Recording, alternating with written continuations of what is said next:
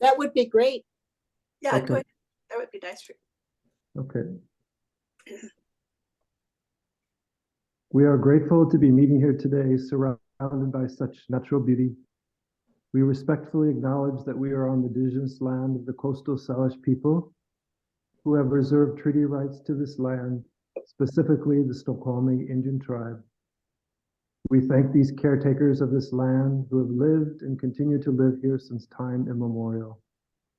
As Baha'is, we reflect upon the teachings given to those in the global West more than 100 years ago by Abdu'l-Baha, who advised, attach great importance to the indigenous population of America. There can be no doubt that they will become so illumined so as to enlighten the whole world. We warmly welcome and honor our indigenous brothers and sisters. We also acknowledge the holy ones and spiritual teachers who were sent to this lands by the Creator, and the nations and kindreds who are the custodians of their sacred trust, who work to restore peace and justice upon this blessed land.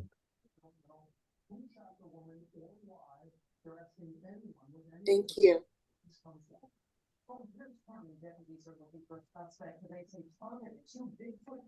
Matt, do you mind introducing yourself? I'm sorry.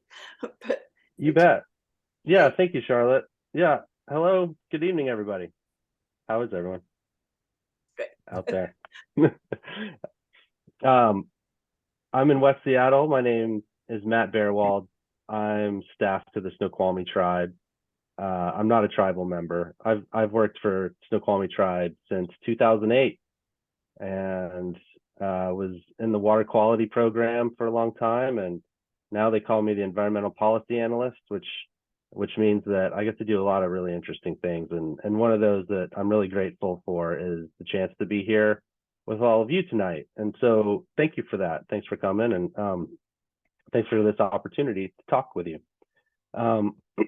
Yeah, so I think the last time I talked to you all, we were sort of in the middle of our process of creating this Upper Snoqualmie Resilient River Corridor Management Plan.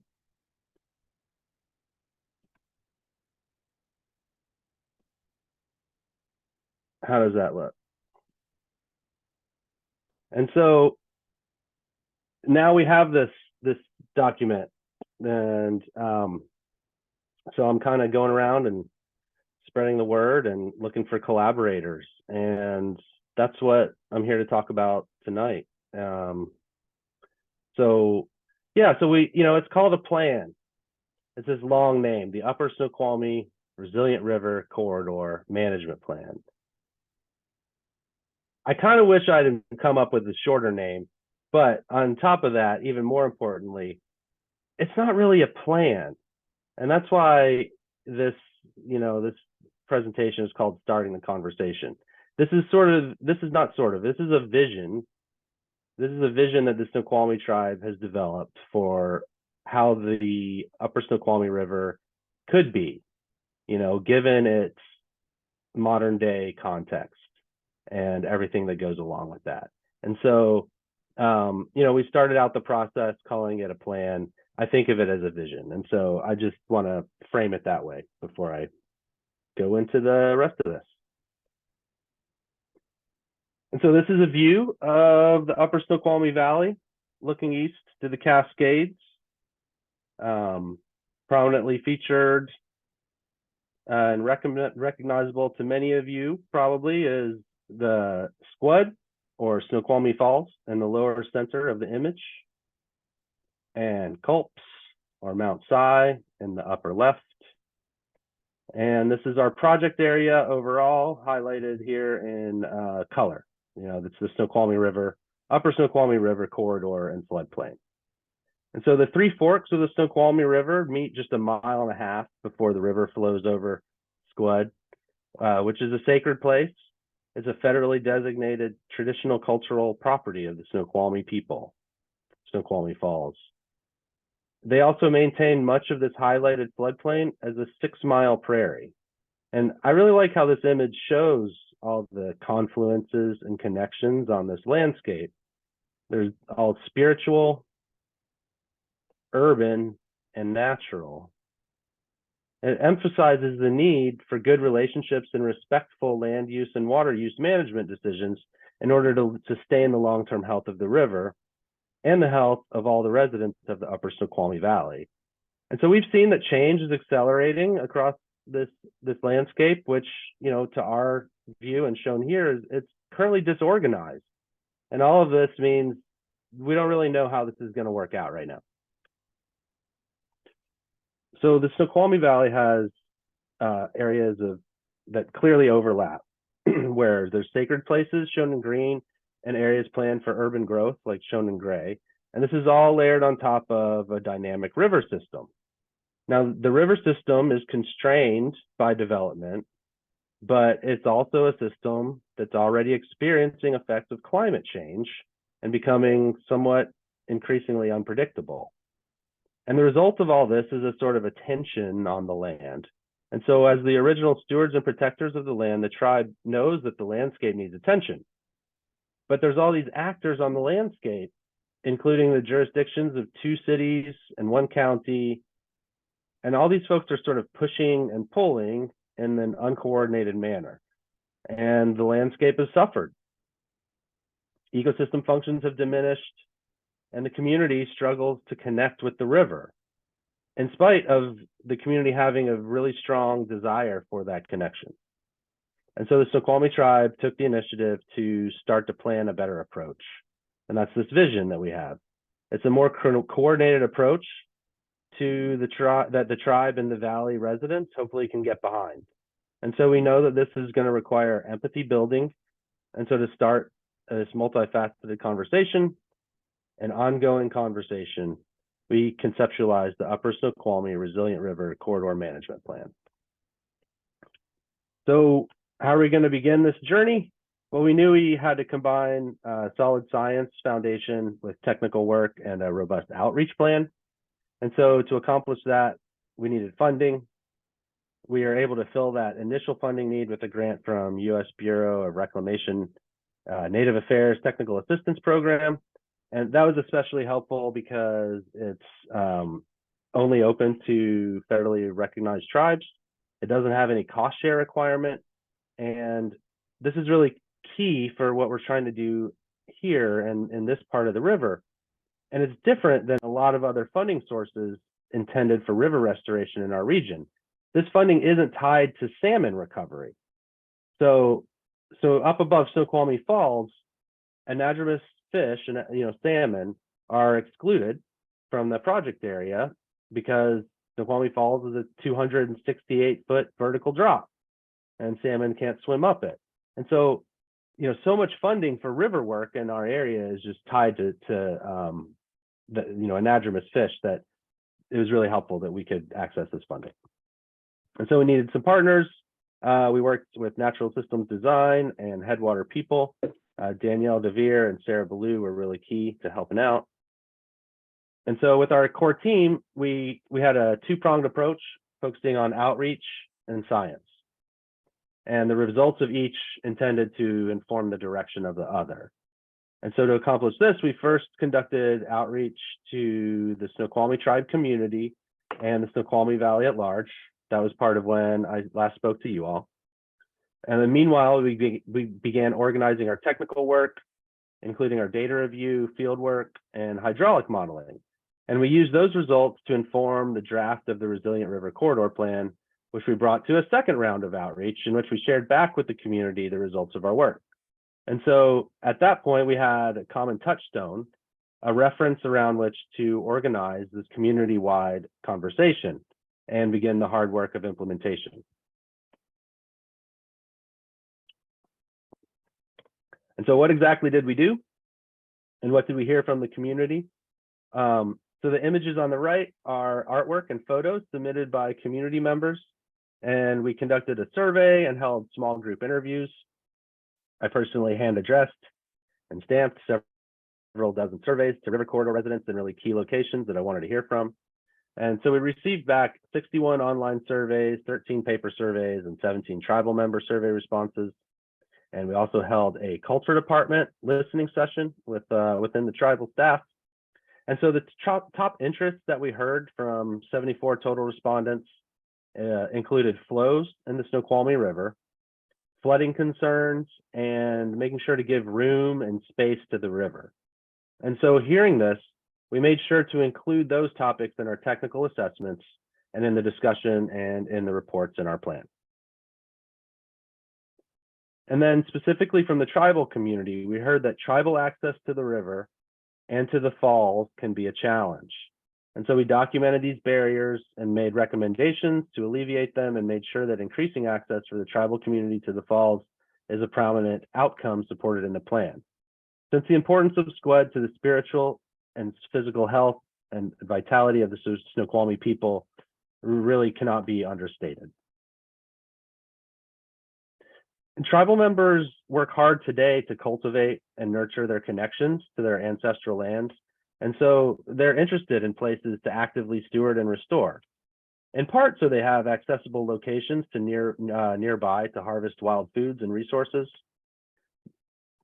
At public access areas discussing regional history, we observed that appropriate signage is needed to combat the current erasure of the tribe's historic presence on the land and their existing connection with it. There's sometimes a tendency to think of tribal members and tribal people as something from the past, but that's a mistaken notion. Snoqualmie tribal members are actively connected with the landscape and seeking to enhance those connections. And so tribal members are really acutely aware of the diminishing abundance and availability of salmon, steelhead, wapato. Wapato is a native tuber and an important first food, and freshwater clams, for example. And freshwater clams are the name commonly used by tribal members for the native freshwater mussels that can be found in the watershed. And so this awareness is ecological knowledge, and it's born from their experience. And so what we heard reinforces the messages of the Snoqualmie Tribe Ancestral Lands movement. And that, cognizant of increasing impact of outdoor recreation is resulting in degradation of the tribe's lands. And so the tribe's urging mindful recreation and moving away from notions of conquest and instead urging connection with place and the sharing of this with others.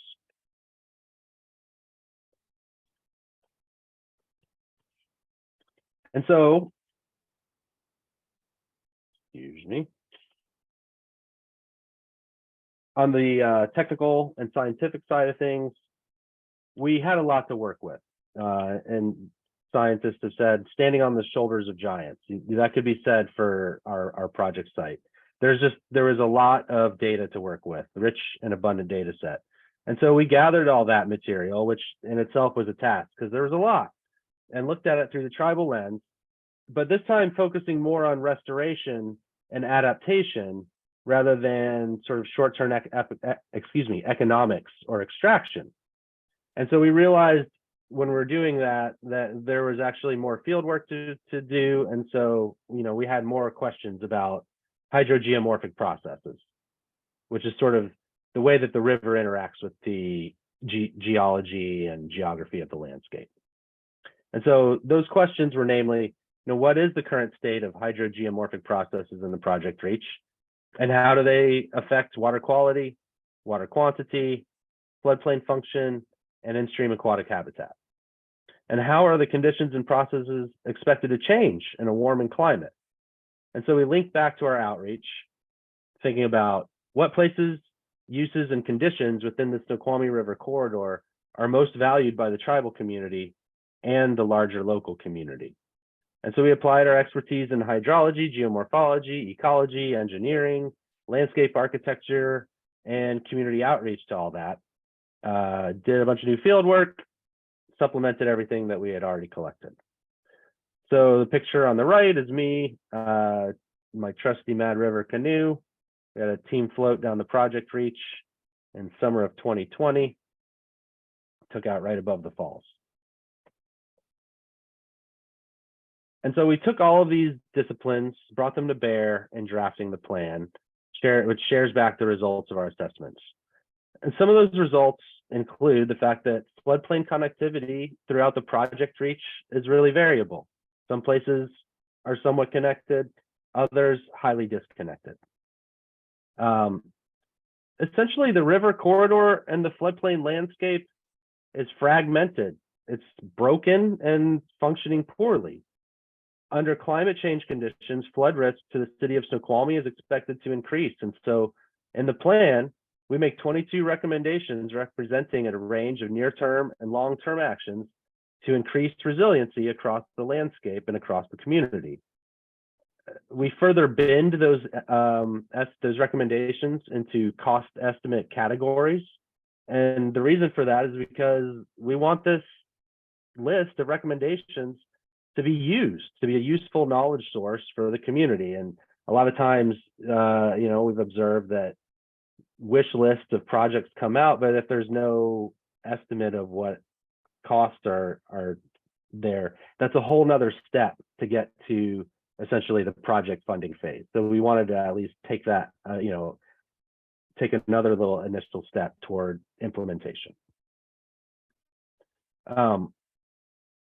And so we want all this list of recommendations. It's sort of a menu, I think of it, a knowledge source for the community. And hopefully to use it as a discussion tool. We intend to use it like to promote a common knowledge basis and a collective understanding of a resilient river for all. And it's inclusive.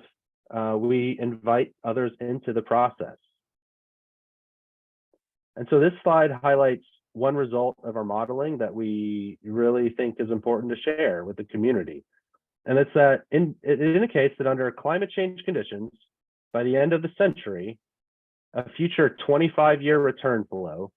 So think of that as statistically, you could think of it as a flood that might happen once in every 25 years. That's not exactly the right way, but it's sort of a simple way to think of it. So the 25-year return flow could be expected to result in new flooding over 2 feet deep in places in downtown Snoqualmie and around the high school.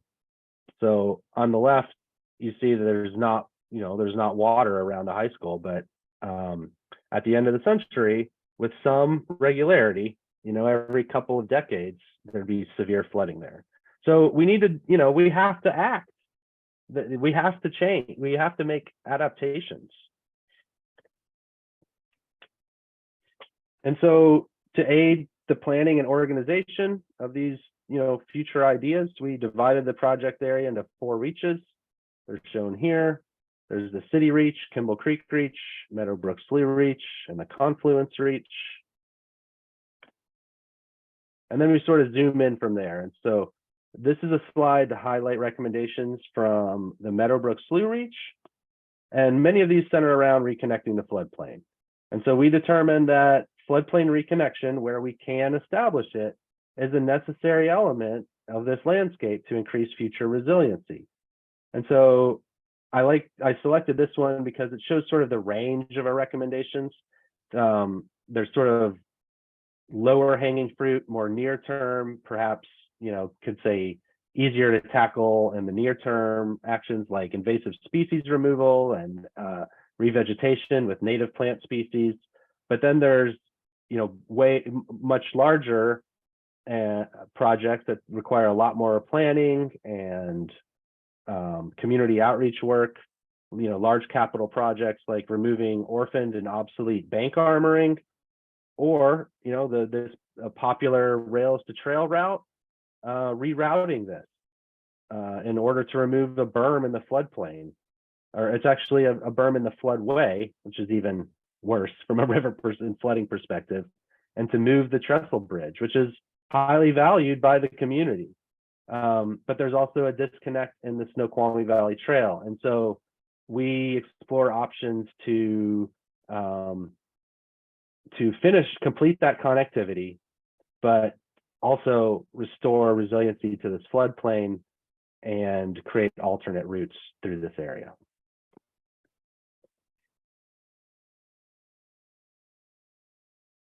And so those types of projects, these like really large multi-benefit projects that involve, a lot of moving earth and heavy equipment, major planning ahead of time.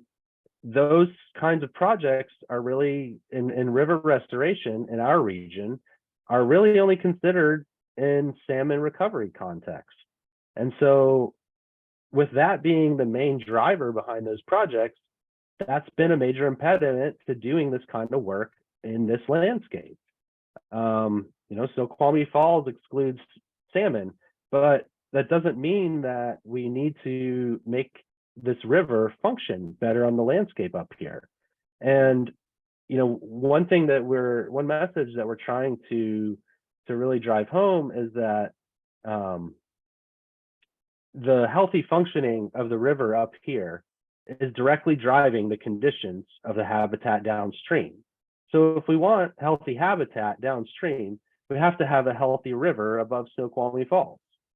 So some people have called this the water flows downhill theory, but that's just a theory. So another big picture, long-term recommendation that we highlight is really needing elevation of its priority is the environmental cleanup of this contaminated Snoqualmie Mill Pond. This is a picture here from when it was in operation. It operated for well over a century and it drove the area's economy. It also left a legacy of toxic contamination in the floodplain. And we need to clean that up before connectivity of that area with the river can be increased, because doing so without cleaning it up would entail far too much risk to spreading and that contamination throughout the river system. So in our plan, we document the many expected benefits that will result from the cleanup and the subsequent floodplain reconnection, such as reducing bank erosion in the city of Snoqualmie and potentially relieving some flood stresses in other parts of the basin, especially during the more frequent flood return intervals, the more common floods that happen every few years. So if we had the chance to reconnect the floodplain over here, that could help out things a lot. But unfortunately, until we get it cleaned up, we just can't do that. And so before we published our plan fully to the public in summer 2022, we had government to government meetings, introducing it, inviting feedback. And then after we published it, we met again with community groups, tribal members and tribal staff, put the word out through social media, blogs, the newsletters. We've developed an ArcGIS, I call it a super story map. It's a collection of story maps and various media that share what we heard and what we learned and what we recommend. I could drop that in the chat probably or email it after this. There's a lot of cool content in there. We created a walking tour of the project area. The walking tour is great. It helps people experience the landscape on a personal level, and especially then ties it back to the 22 project recommendations, and just overall helps to encourage that connection to the river corridor. These are some photos taken during our pilot run of the walking tour. That was summer 2022. And so we had Snoqualmie Tribe staff and community members join us. It was a little bit smoky that afternoon, but we walked the project area and talked about the recommendations in the plan and all the factors coming into the landscape. And so right now we're in this phase of prioritization and implementation. And so that's part of why I'm here, and continue to reach out to community members. We're looking to strategize and converse with the community. As we understand that this is a generational commitment, and the work isn't going to be done overnight, but we're here for the long haul and to do the hard work that really needs to be done, and we want to do it in collaboration with the community. And so this plan, this vision for the floodplain and the river corridor is our tool to communicate to river and city managers that just because salmon aren't swimming up Snoqualmie Falls doesn't negate the fact that our actions on the landscape up here in the upper Snoqualmie affect the entire watershed. And we're successfully using this plan to help convey that more responsible approach is needed to respond to the constantly changing river environment and communities' needs. So, for example, we're already getting this plan incorporated into land use and planning documents for other jurisdictions like city and county comprehensive plan and flood hazard management plan updates. And so our plan also encourages continued physical and spiritual connections with the Snoqualmie River as an equally important part of restoring and increasing the resiliency of the river corridor. And so that really is the conclusion of what I have. If you have any questions about our approach, you know, we worked really hard to combine outreach with the science. We didn't want the science to just stand on its own, or any of the results of our work. I'm happy to answer those questions, and you can always reach out to me anytime. And on behalf of the Snoqualmie tribe, I just want to thank you again for the opportunity to share about this vision for the Upper Snoqualmie River. Richard has his hand up. Yeah, thank you, Matt, for a wonderful presentation. I was curious what the relationship is between the Snoqualmie tribe and the agricultural community of the Snoqualmie Valley. What sort of relationships are being developed? What sort of communications taking place? Yeah, so we work with the agricultural community on a few different levels. On a sort of larger planning level, you know, King County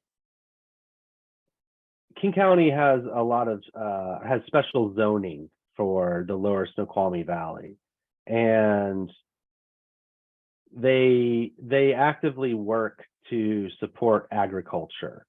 They also, you know, King County is also tasked with making sure that Chinook salmon don't go extinct, and you know, they have endangered species requirements as well. And so, you know, they have since and so that means that in the same part of the landscape, both, you know, on farms and next to the river, you kind of have competing needs sometimes, because farmers need space to grow crops, and fish and streams need space for healthy riparian areas and for streams and rivers to move around at times. And so that sort of scarcity of space can sometimes create a tension. And so the county has been actively leading a process called Fish Farm Flood to kind of work out some of the deadlock that had happened a while back because of that tension. And so the Snoqualmie tribe has been actively participating in that process since it started. I can't remember what year. It was supposed to be, I think, a 1-year thing, but it'll probably never end. It's probably, I think it's been like 7 or 8 years, but that's good. I think it's good because it's one of these things where it's like, it's a space for these conversations. And you know, it's a wicked problem, what I was describing, what they call, right? It's the definition of a wicked problem, where you try to solve one thing and it hurts the other part, and then you try to fix that and then it hurts the other thing. So what we're trying to find is something that everyone can live with, essentially. That's how I like to put it. What can we do that's gonna, you know, get people what they need? Maybe they don't get everything they want, but it's something that they can live with. So that's on sort of an overall level. We also have, you know, landowner specific relationships. The tribe has been, you know, has a restoration crew, has a habitat restoration program, and has for, you know, 15 years or so. And so actively working to restore especially riparian areas, but really any floodplain, specifically floodplain areas. And so we work with certain individual farmers. We have, sort of semi-strategically / opportunistically. And yeah, I'm really proud of some of that work. The tribe has made some really good connections with some major landowners in the Snoqualmie Valley agricultural community that hadn't necessarily found people that they wanted to work with on riparian restoration and things before. And so it's great when we can just kind of increase that activity for everyone. But yeah. And then yeah, there's other farms. I saw someone with the oxbow is here. The tribe works with the oxbow a lot. So yeah. Donna? Hello. Hello, I'm glad I made it. I'm glad mostly you made it. I apologize for being a bit late due to construction, unanticipated. But I wanted to say that I haven't missed the whole thing, which is wonderful, just a bit of it at the beginning. But this new presentation is excellent. I love the graphics. And I wanted to ask about two things. One about FEMA. How much does FEMA play in this report presentation, not presentation, but the research, and will they actually supplement in any way with some of the funding? That's one question. And then the other one was there was a group of people at the Earth Day presentation that was done by the Green Team and a number of people, including the tribe, sponsored by the tribe on Earth Day. And they were doing a survey over the Meadowbrook portion that you had graphed out.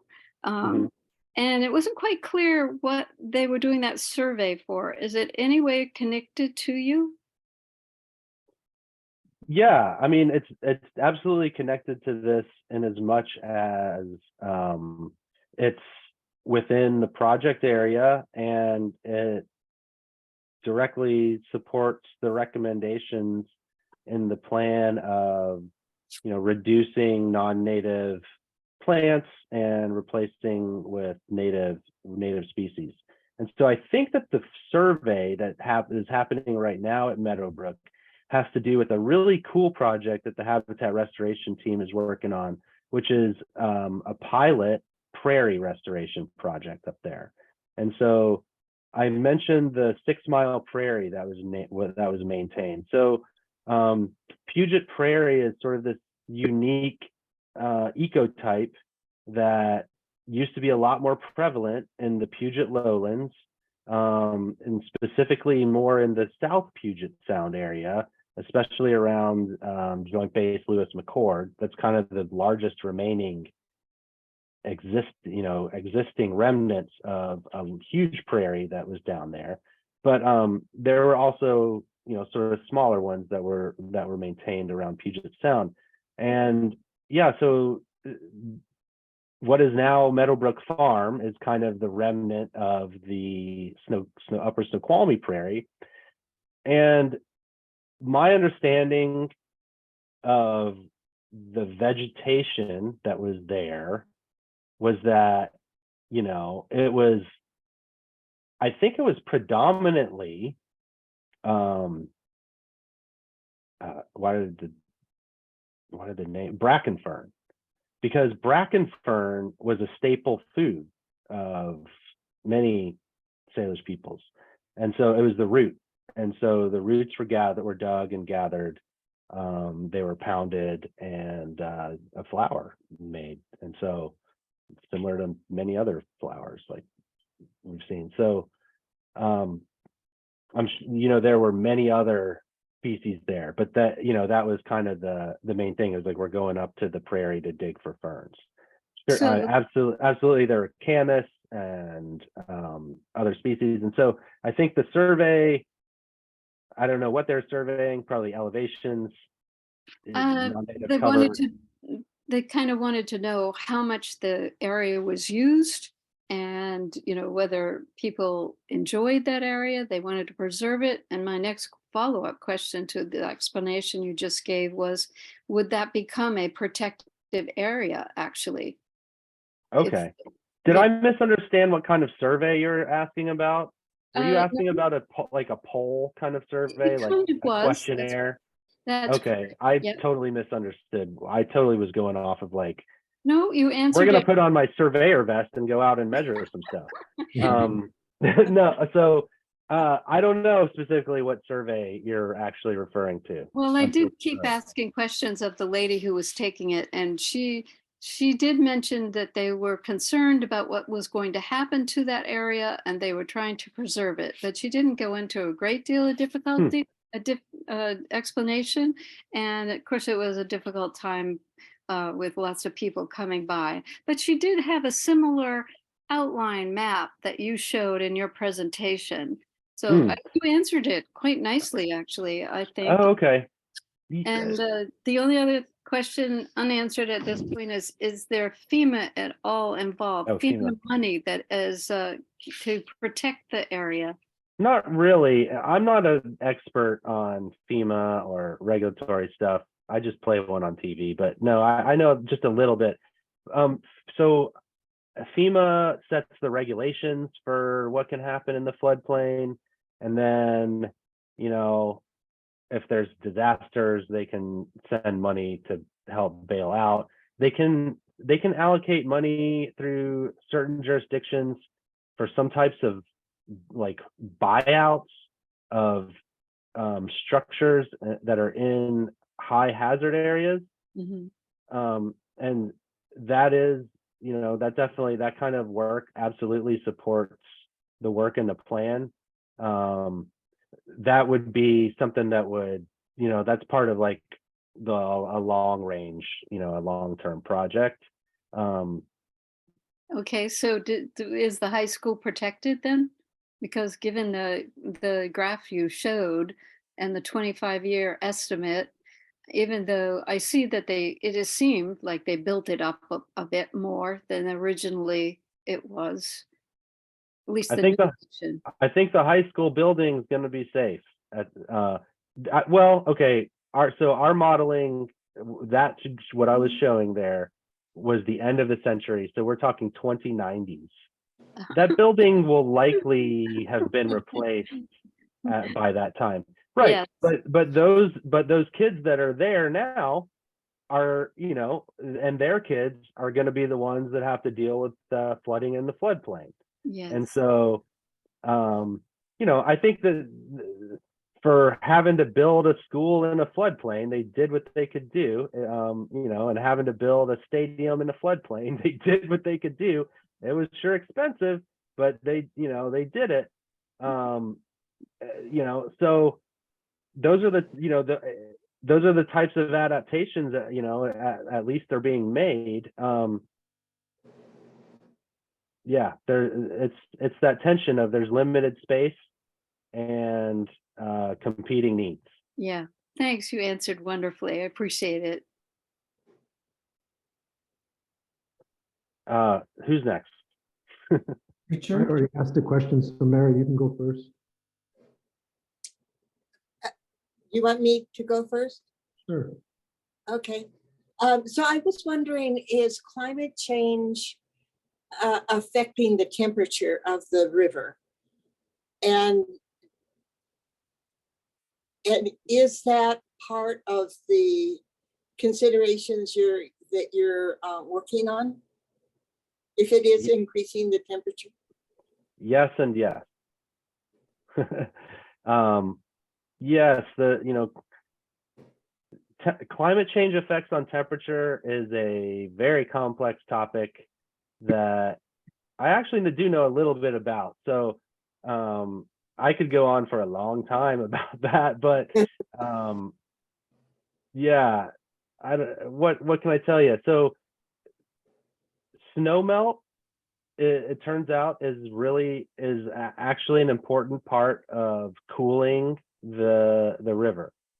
It doesn't, it's not just a reservoir of water, but it also, because when it melts, it's so cold, it actually has a cooling effect that we modeled extending down below Snoqualmie Falls into June under present day conditions.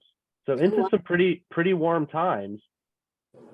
That cooling effect of snow melting is actually an effect, having making a difference, and that's going to go away. Oh, Largely, most likely, the sort of all things are pointing to snowpack in the Snoqualmie watershed becoming more and more scarce, and where snow does persist being more and more limited to just the highest peaks. And the thing is, the Snoqualmie Basin doesn't have the many of the highest peaks. It's also a west side basin, west facing basin, and so one thing that's expected to occur more under climate change are the atmospheric rivers that bring, generally warmer air from the tropics and a ton of precipitation. And those generally don't result in a lot of extra snow melt or snowpack. They actually can result in melting. And so you get a ton of water at once, instead of, having sort of our normal storms, which accrue over time and build up a snowpack, kind of like we have this year. Even though it's a dry year, we have a decent snowpack. So it's going to be interesting how this year plays out, water-wise and river temperatures-wise. And so layer on top of all that, increasing warm temperatures, air temperatures, which have an effect on water temperatures that,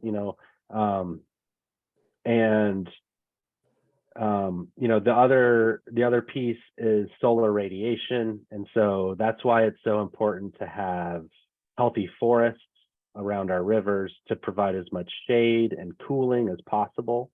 And so here's where it gets really complex, and I like to really nerd out, is there's all this other stuff that goes on with keeping rivers cool that's under the ground. And it's that groundwater, and there's that connection of surface water and groundwater and river water and the alluvial aquifer, which is, so it's just essentially the water underground that's connected to the river. And so I've seen these cool diagrams. I wish I could put one up, but imagine a molecule of surface water in the river and it's floating down, and it hits a rock. And so it stops for a second. It goes under the rock and it actually goes into the gravel, and it's going to come back up at some other point. But while it's under the gravel, it's shaded, and all the other water down there is cool, nice and cool too. And so the more complex your river channel, the more sort of tortuous pathways for water, the more of that forcing of that water into the ground that you get, and the more of those connections with the alluvial aquifer. Another term is hyporheic flow, hypo being under, rhea being flow, so hyporheic, under the flow of the river. There's a whole river of water moving under the river, and as much as we can connect the surface water with that, that is another huge mechanism to help buffer water temperatures from warming. And so what has happened is we've managed our rivers, in particular the Snoqualmie River, but many of our rivers, we've pulled all the wood out of them. That was an active thing, that there were crews that went up the Snoqualmie River in paddle wheel boats pulling snags out of the river, and that happened all up and down Puget Sound. So we actively pulled them out. We logged the forests off. We cleared the floodplain. So we took all the big trees, And then we put the river into one single channel because it was inconvenient to have it, all around. And we put levees up so that it doesn't flood out and spread onto the floodplain as much as it used to. And all of those things have an effect, it turns out, on the river's connectivity with the alluvial aquifer, and in turn, an effect on temperatures. But drawing that connection is like so diffuse and roundabout that, it's hard to say like, fund this project and we'll get you X degrees of cooling or whatever. But it on a system-wide basis, I believe it's going to be a really important piece going forward. Thank you. Richard? Yeah, I was curious if you could give a brief history of the water rights of Snoqualmie River and what is the current relationship that the Snoqualmie tribe has with water rights of the Snoqualmie River? I can talk a little bit. I mean, so Washington, like most Western states, is I forget what they call it. It's prior appropriation state. So it's first in time, first in right is the simplification. So if your water right is older than mine, if there's only so much water, then your right supersedes mine. How do you find the threshold of whether there's enough water or not, and how do you turn that off? In the 70s, the state of Washington had the foresight to begin establishing in-stream flow rules for certain rivers across the state. And one of the rivers that got an in-stream flow rule is the Snoqualmie River. And so it's kind of like a water right for the river. And what they said is that as of this date, anybody who's getting a water right past this one, if the river is not meeting X flow at, September 15th, then you are not allowed to withdraw water from the river. So that's kind of a short part about it.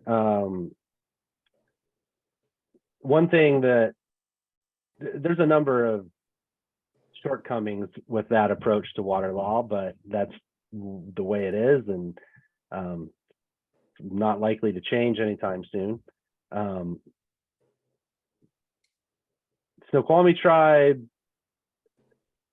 water rights, kind of too big a topic to just sort of try to summarize. Is there more than one owner of the water rights along the Snoqualmie River from the below the falls moving? There are many, yes, many. There are many water rights holders. It is a finite number, but there are quite a few water rights holders on the lower Snoqualmie River. One important thing to keep in mind is there are surface water rights, and then there are also groundwater rights. And I was just speaking animatedly a few minutes ago about the connections of groundwater and the river, and how groundwater supports the river, and that holds true throughout the river environment. It happens that the upper Snoqualmie River, the geology is such that the river is in many places very highly connected with the aquifer, the groundwater aquifer in the upper Snoqualmie River. In the lower Snoqualmie River, that is somewhat less the case. It is definitely connected, but the geology is such with much finer sediments that there's sort of more of a lag time. So like to say, if you were to pump from a well in the lower Snoqualmie Valley, the period of time before it would be felt by the river would be longer than in the upper Snoqualmie. We have Kate, who's had her hand up, and Maria had to put her children to bed. So I'm reminding people of the time right now. We want to I make hear sure. mine upstairs I was going to say, jumping around. Matt would like to put his children to bed. We'll take Kate's question and then let Matt take care of his children. Go ahead, Matt. Okay, thank you for the Okay. questions, everyone. So what's Kate's question? Thanks. So I just had a question back on the topic of the recharge, and was wondering if in all the studies and research that you guys have done, if you've figured out what detriment there has been to the recharge, to the streams, and then subsequently the river itself from projects like Snoqualmie Ridge utilizing the tight line methodology of eliminating stormwater ASAP off the landscape, as opposed to what used to happen before there was anything but trees there. It perked in and then came out in the springs, etc. And I'm sure assisted the river in staying cool for the salmon. Have you been able to quantify the detriment to that scenario? No. Short answer is no. We have not been able to quantify that or even made an attempt to. That would be a difficult undertaking. It's sort of the kind of thing that falls under the sort of general umbrella of this is known to be a valid concept. It's happening to some extent. To what extent is hard to say. Were there mitigating measures put in place? Yes. Are they perfect? No.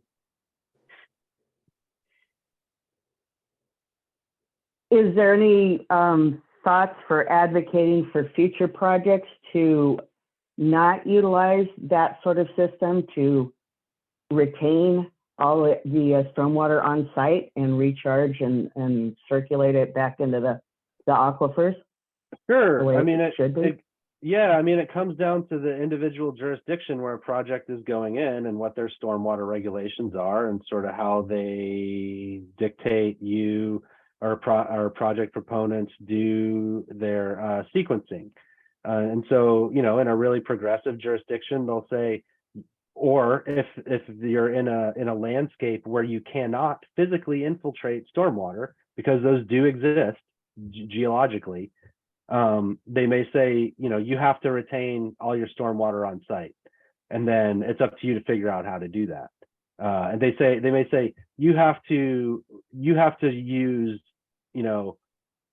all these green stormwater infrastructure / low impact development techniques before you are allowed to, do the extra with the, going into a stormwater pond or whatever. So, I mean, it just comes down to the jurisdictions, and yeah. So nobody is actively lobbying King County to maybe be a little more progressive with their regulations regarding that stuff, then, I guess is. To me, it just seems like one of those obvious things that if we want to reduce flooding and help save salmon, you can get 2 bangs for the buck out of just eliminating tight lines and retaining stormwater on site wherever possible. Yeah, I mean, no, we don't have a focused lobbying program about stormwater regulations. We, periodically review the stormwater regulations and have submitted comments to King County. We encourage LID. We're limited in our ability to influence other jurisdictions, how they run their business. So. Okay, well, thanks. And I didn't want to cut Mary off. You did have your hand up, Mary, and if you still want to ask Matt a question, we'll consider this the last question for Matt, so we can let him go to his family. I think I lowered my hand, and if I didn't, I meant to, and I'm not exactly sure. Okay, But I did ask my question and he answered it. Thank you.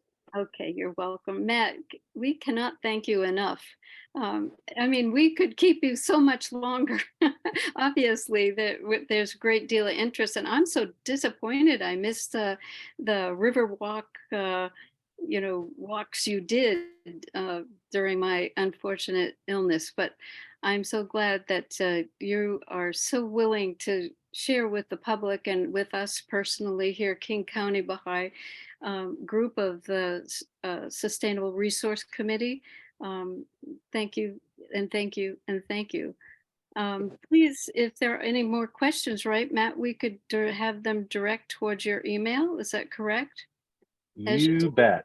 Yep, I'm dropping it in the chat right now. Absolutely. Okay, and is there a place that we would know where you may be doing any more public, presentations or walks? You would be able to answer that. Is that correct? Or there's a place? Yeah, I don't have anything planned right now. I mean, if there were to be something like that, I would put it on the ENR blog, and Okay. I would put it on the tribes. I would put it on all the standard tribes channels. I'm not on Facebook. I would ask them to put it on the tribes Facebook though, and I would try to do something like that. Like I said, I don't have anything planned like that right now. That's not to say there couldn't be something in the future, or there won't be. One thing right now that I'm working hard on is, so one of our 22 recommendations was to develop a forest stewardship program. Oh, and there's, we looked at the forest health at a number of sites using a repeatable rapid assessment method. It's a scientifically validated method. And we found that overall the forest is unhealthy. There's some areas that are kind of okay, but there's a lot of issues that really need to be, it needs some help. And so, yes, there's a lot of restoration happening, but it's in kind of a disorganized, haphazard, opportunistic way. And so I'm trying to figure out how to get some sort of self-sustaining forest stewardship program kicked off. I can't run it myself, so I got to figure out some way to do it. And so I'm talking to a lot of people, and there's a lot of promise out there. We're going to make something happen. I just don't know exactly what it's going to look like yet, but there's going to be something. So well, that's great. That was one of the things we first started talking about when we started offering these different Zooms on interests of the Sustainable Resource Committee, as well as the groups of people that we hear this information and questions from. So I'll look forward to it.